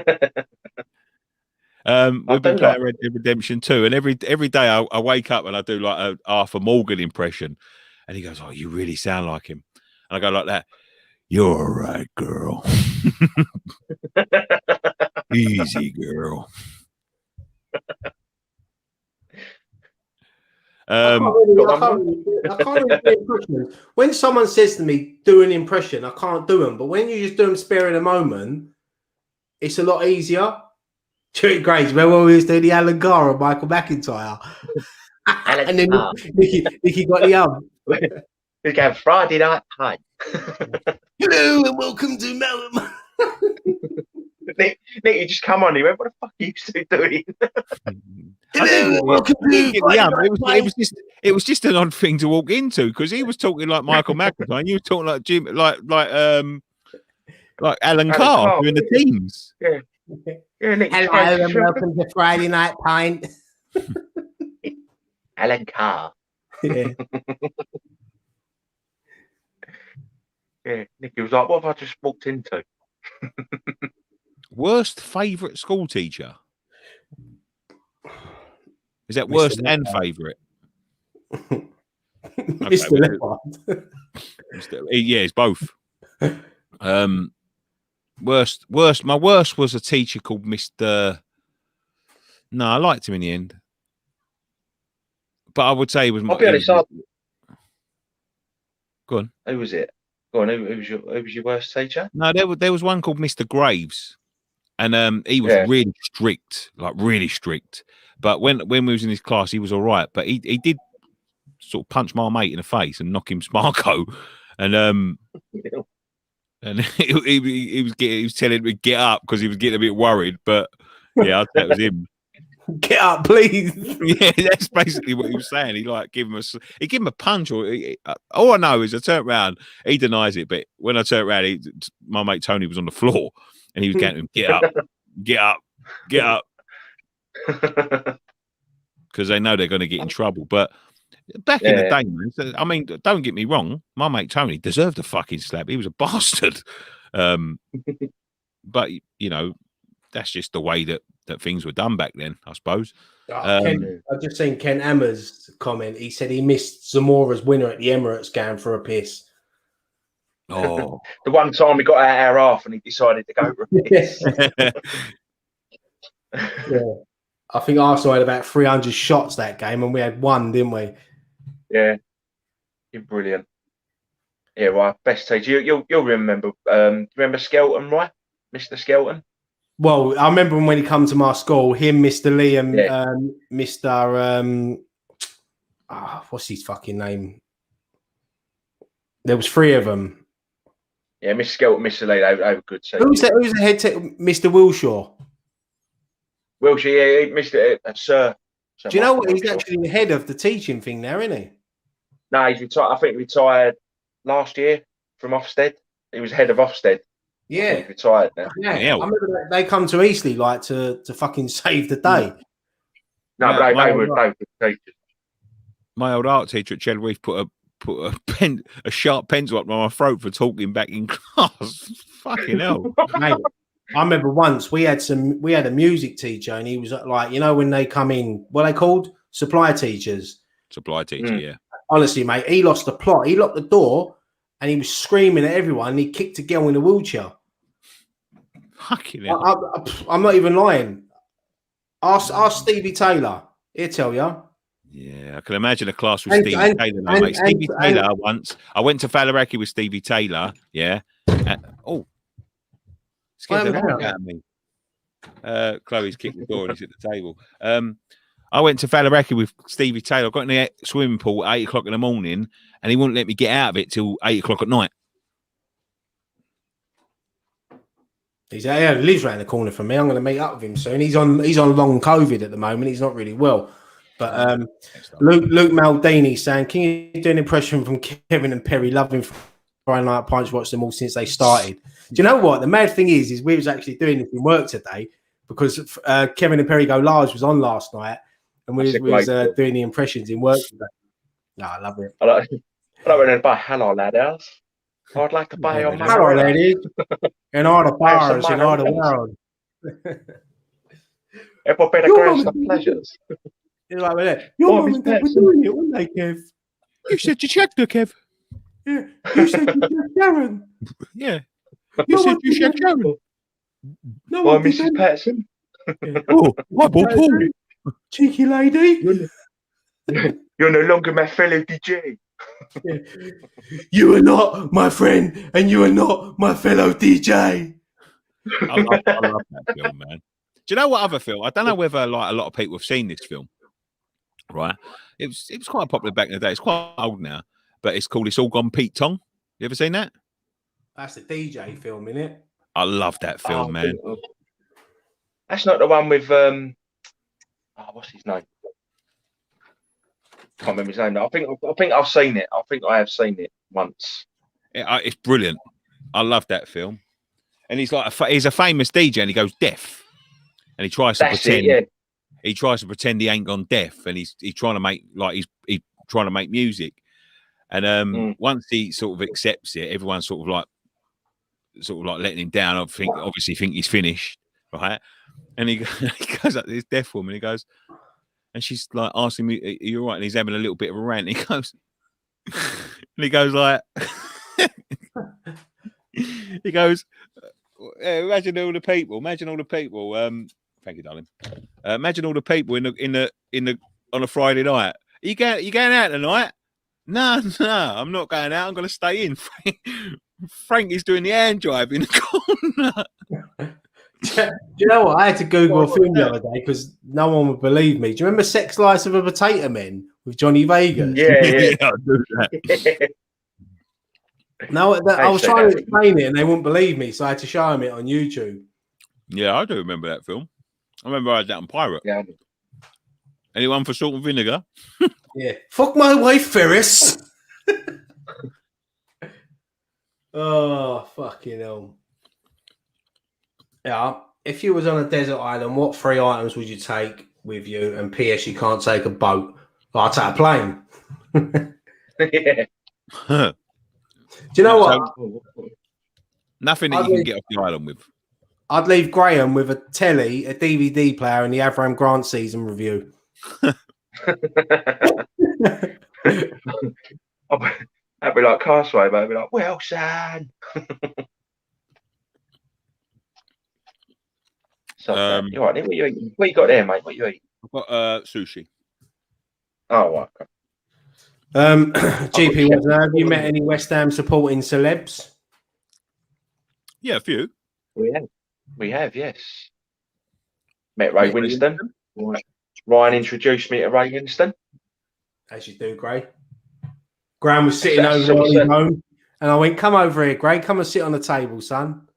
And he come over. That's the sort of circles Ryan moves in. That's the sort of circles Ryan moves in. He went, "Hello, Ray." I was like, and then I'm not joking. Graham actually picked up a butter knife and he went, "I'm the daddy." No, I was honestly, I was proper. I was a little bit starstruck meeting Ray Winston. I got to admit, I was like, "Hello, Ray, nice to meet you." And he went, "Oh, nice to meet you, son." I was like, Hey, it's a bit fun. It's a bit of a funny one, but I suppose he does count as a celebrity. He's probably one of the biggest celebrities in the country at the minute. Bazinga plays for our football team, so we met him. He's a friend of ours. Yeah. Matt saying I met Danny Dyer while I was in the shower. Met Danny Dyer. Ryan went out for a beer with Danny Dyer. I've seen fucking Danny Dyer in a lot more awkward positions than fucking the shower, trust me. But I can't repeat and won't repeat on this show. Who else? I met David Essex once. I never met Noel Edmonds. Close, let me go. I never met Noel Edmonds. He ate your crumb cake. No, I never met him. When you messaged that to me. Who? Noel Edmonds ate my crumb cake or something. Yeah. Sponge cake. Russell Brand. I didn't meet him. I saw him. I seen Russell Brand in Lakeside. He's doing a book signing. I've met Lennox Lewis. I've met Lennox Lewis. I've met Frank Bruno. Lennox Lewis is tall. I couldn't believe how tall he was. I mean, I'm not the tallest, but fuck me, he was tall. Mm. I met Thingy once, Perry Fenwick. Yeah, I remember seeing Perry, or I call him Billy Mitchell. I remember seeing him in the Black Lion. First time I ever went in that pub, and I walked in there. I've seen him in there. Billy Mitchell was in there. I was like, I met Glenn Murphy when I was a kid. He was my hero, Glenn Murphy. London's Burning. I was obsessed with London's Burning when I was a kid. And I remember meeting Glenn Murphy, George from London's Burning. And he was like, when I went to the Telly Awards, I met Scott Maslin, who plays Jack Branning, obviously. He follows Ryan on Twitter. He's a big West Ham fan. There's a lot of West Ham fans. Obviously, when I played in Isla's charity game, there was a lot of West Ham ex-pros. Tom Davis? Who? No, Tom Davis. Tom Davis, yeah. He's a good bloke. Forgot about it. West Ham fan. He's funny. He's a big man as well. I didn't realise how big he was. Yeah, he's and you're about like 6'5" or something. I think he's bigger than that, mate. That's nearly 7 foot, mate. I think. I think he's near enough 7 foot. He's fucking massive. Lovely bloke though. Yeah, really nice. Anna Sama says, if you're in a Barbara, which West Ham player would you want alongside you? Vladimir Soufal, without a doubt. Without a shadow of a doubt. Soufal, man, it just take them all on. It just say to you, look, stand back, I'm going in. Like the old big G. There you go, I've got this. But if it could be an ex-player, I'll have Julian Dix beside me all day long. Oh yeah, if it's ex-player, but he said he didn't say that. He said, I'll have Julian beside me, and I'll have Billy Bonds on speed dial just in case it gets too much for us. yeah. Get him down here. Get on the phone. Get Billy on the phone. Get him down here. Yeah, or Marky Noble. Yeah, Marky Noble for a current player. The old Canning Town boy, he'll lose his head. What West Ham player wouldn't you want? Who wouldn't I want? Wouldn't you want? I'd probably say Criswell. He looked like he'd do a runner. No, I mind the coat. I'd want to say Winston Reid. Oh, I don't know. No, I wouldn't want Winston Reid because Winston Reid always looks like he's got the arsehole. He's always injured. I don't reckon he'll back you up. I reckon he'll just tell you to get on with it. Yeah. Oh. Who's getting the flack first, Benitez or Nuno? I will put money on Benitez. Yeah, do you know what? It's been a mad week for management. Pictures of banners around the ground already. It's terrible. That was the best thing I've seen was what I sent you on the WhatsApp group this morning when they done Max and Paddy as Duncan Ferguson and Rafa Benitez. That is the best. Honestly, I was crying looking at that picture. Mate, but I was when you sent that, I was wetting myself. It's a strange. Well, I wouldn't say it's a strange decision from Tottenham because there's nothing else out there, is there? I mean, they've been turned down by 8 other managers because them 8 other managers have probably gone in there and said, look, are you keeping Harry Kane or not? And they've gone, no.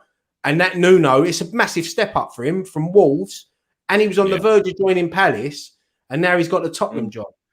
It's a big job for him. I was a bit bewildered, really, with it because I thought he was nailed on to get the Tottenham job when he left Wolves. Do you know what I mean? Like, it looked like he left Wolves to go to Tottenham because then it didn't materialise.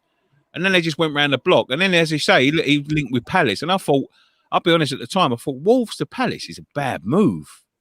Talking of Palace, I see something. Is that right? Vieira's going to Palace. Yeah, well, he's the manager. He's agreed, but nothing's done yet. Because and that's a big job for him as well because they've got, I think they were saying today, 16, 17 players out of contract. Yeah.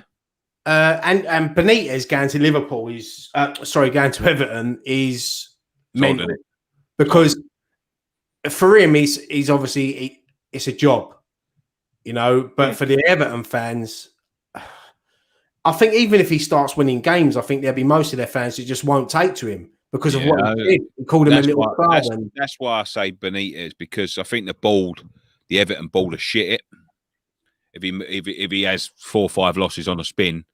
I think they'll pull the trigger because it's going to be so much.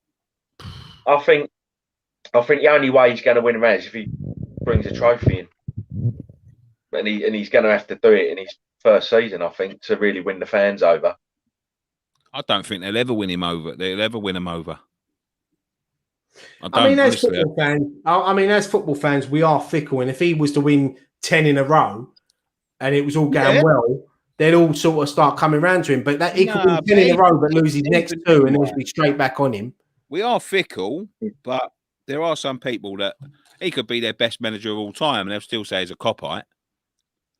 Yeah, and that's the thing. Like, once you manage your rivals, it's difficult to win the fans over, and it's going to be a difficult job for him. But if Benitez in the Premier League, Vieira, there's been a lot of management merry-go-round this week. Scott Parker went to Bournemouth.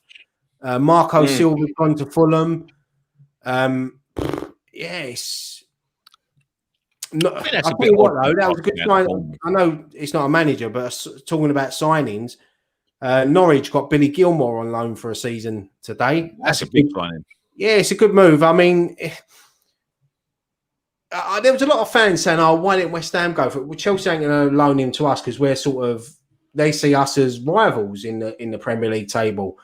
Billy Gilmore, they probably can't see him getting game time in front of the 2 that we got. He'll go to Norwich and he'll get a lot of game time there, and it's a good move for him. It's good to develop his skill game, you know. It's good to sort of have Norwich back in the Premier League, isn't it? It's they're one of them clubs that they always come up and then just go straight back down, don't they? They never sort of sustain and stay up. But looking at our fixtures, we'll be going there towards the end of the season. Last game of the season, let's hope it's a jolly up in Brighton in the sun. Yeah. Matt Powell says, "Hey Nicky, have you played Tony Hawk Pro Skater 1 and 2 yet?" No, I've never been into them games, if I'm honest with you. Never played them. Lawrence Salmon says, "What's your favourite holiday resort?" Butlins. No, I've never been Butlins. Don't know. It was Caravan Park. That's the only one I know. No, it could be a holiday resort like in Mexico or. Oh, all right then, in Mexico. I know Ryan's favourite holiday place. It's not a resort, but I know Ryan's favourite holiday place. It's always a resort. It's always a resort out there. Everywhere's a resort. You know what? It flashes up on my phone, the weather, and obviously I've still got Las Vegas. It come up. It was like, what is it now? It's like 42 out there at the moment. I'm like, fuck it, man. Yeah, here, right. There's one for you. 44 it is. Any chance of telling them like Christmas pudding that nuclear pie? Mate, that was who was it? Stuart Downing, Colton Cole, and who was the other player? I can't remember who the other player was now, but it was the first time. Was it Colton Cole? It was Colton Cole, wasn't it? It was Cole. He said Colton Cole. Downing and Adrian. And I'll never forget it. They had like this little buffet there at the bowling, and we walked in. It was the first time we ever met Mike. Like, he come over and sat next to us, and he was like, "Oh, hello, I watch your channel and all that." And he used to sell the Overland and Sea, didn't he, outside the ground? No, right. I don't think. Not Overland and Sea. It was. He did sell over. He did. Well, it was Olas, wasn't it? Yeah, he sold Olas. Yeah, but I don't think he'd seen our channel. But I think he see us like doing a couple of bits and pieces and asked us because it was very early. I mean, very early. It was like one of the first, probably in the first couple of weeks that we started the channel. Yeah, because I remember. Yeah, and we went up. We got something to eat. We sat down and we're all sitting there, and all of a sudden we're talking, and he had this pie, and he must have thought it was a pork pie or something, nice and cold. And he just literally bit into it, and it was piping hot, and it got stuck to his lip, and he was like, and you could see it steam coming off. It was stuck to his lip. It was burning. And I was like, oh my God, yeah, he thought it was a cold pie. Even Colton Cole was pissing himself. And even funnier was when he asked a question, and he went, "Yes, I've got a question," and he literally pulled out this list, and he's reading it like a wedding speech. He went, "Stuart Downing, are you more comfortable in the middle than you was on the left?" And I was like, fucking hell, man, this bloke. Yeah. Andy Murray's losing by 2 sets, apparently. I didn't even realise fucking Wimbledon was on until I heard it on the radio earlier. Yeah, it's weird, isn't it? I've never seen the two overlap before. Well, they probably weren't. Well, they do when it's tournament year, don't they? But it should have been last year. Yeah, normally overlap when there's a tournament on. Yeah, smashing, isn't it? All right, should we wrap it up? Yes. Yeah. If you want, mate. There's a score predictions for tomorrow. I'm going 3-0 England. I'm going 2-0. 2-0, I reckon. You can't say nothing because people get upset if you think. Fuck them. Let them be upset. 3-0. I'll say comfortable 2-0 again. Yeah, I'll be like I say. I think as fans we're going, oh, it's Ukraine. We're getting, but Southgate and the players won't be thinking like that. They'll be professional, you know, and I won't take anything for granted. Yeah. Shut up, Graham. It looks like Belgium are out or going out. Last I heard it was 2-0. It's 2-1 now. It's 2-1. They scored just before half time. Okay. They got a penalty. So all right. It's a pretty lively game as it goes. Pretty end to end at the minute. Absolutely. Good. Anyway, thank you so much for joining us on this edition of West Ham Fan TV's Friday Night Pint Live. As Ryan said earlier, tickets are for the Julian Dicks night are going quick. So if you ain't got tickets yet, get them, because if you wait too long, you're not going to get them. Believe me.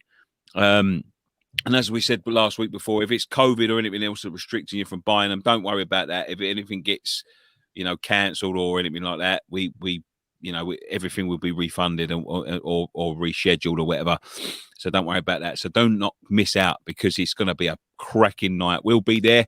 All the boys will be there, actually, from our channel. Me and Ryan will be out in the crowd talking to fans and talking to people in the crowd. Tony Cottee is going to be up on stage with Julian Dicks, and we've got a few bits and pieces going on there. So don't miss out on that one. That's going to be a brilliant one. And Friday Night Pint Live is coming up just after that, 13th of August. And the tickets will be on sale on Monday. The price around £19 or £20. Free for patrons. And the patrons have all been sent the messages. So Roy's given us the money to pay for free. So we're going to get them out as a competition, I guess. Yeah. Anything else? No. Yeah, look, the descriptions in the for the tickets are below for the Tony Cottee night, and yeah, we'll just echo what Nicky said. A lot of things coming up, a few new announcements coming up over the next few weeks. But trust me, I know it's been a little bit quiet on this channel, but believe me, there's a lot going on behind the scenes at the moment, a lot, and that includes upgrading, rejigging, hiring. There's a lot going on. And everyone that's talking about, what was I going to say? I forgot. I completely lost my trail of thought there. No, it's gone. I'll tell you next week. Everyone that applied for writing jobs, I'm going to get back to everyone. I know we've sent a lot of emails out. We've still got some to send out, but we're going to get back to everybody, and there's a dedicated email, and we're reading everything and we're going through it all, and the response to it has been overwhelming. But yeah, we're looking for people to write. So if you're interested, drop us a DM on Twitter or whatever. But yeah, we're going to get back to everyone. We're going to read everything and make sure we implement the right team. We're going to do a lot of content next year, a lot. So don't miss out. There's going to be lots. There's going to be lots on the channel, lots of new stuff, and there's going to be lots of stuff that we'll talk about at another date. But do not switch off from this channel. Do not unsubscribe from this channel. And this is the main thing with the Tony Cottee night. Because if it goes really well, we've got so much more to bring you for them events as well. So you're going to have, there's a lot, guys. Nicky said there's a lot going on behind the scenes, and it's next season is going to be massive. for what we've got planned for this channel. And I know it's been a bit quiet lately, but as Nicky said, it's not quiet behind the scenes. Yeah, it's a million miles an hour, believe me, and it's all going on. But we are coming back for regular content now. We've got a schedule coming up. Well, we've got the annual quiz coming up, which we've got to decide. I've got to do a forfeit, I think, from the last time, which would normally happen. But we've got the annual quiz. We've got the reactions to the predictions. We've got, the build up to the season. We're just trying to get the Euros out of the way first, and then it's all systems go. But yeah, don't unsubscribe. Stick with us. It's all going on. Believe me, when you see what's going on, I mean, we're buying equipment. I don't want to give too much away, but we're buying professional equipment. So it's all going to look very, very, very different and more sleek and slick. We're looking at a few things behind the scenes as well. Believe me, you don't know what's going to hit you next year. But apart from that, subscribe to the channel if you're new. Check out all our other content. I've been putting a few videos out at lunchtimes this week. And yeah, anything left to say? Graham? Nah, that's it, mate. No. Right, so there's only one thing left to say. Come on, you Irons. Go on, you want.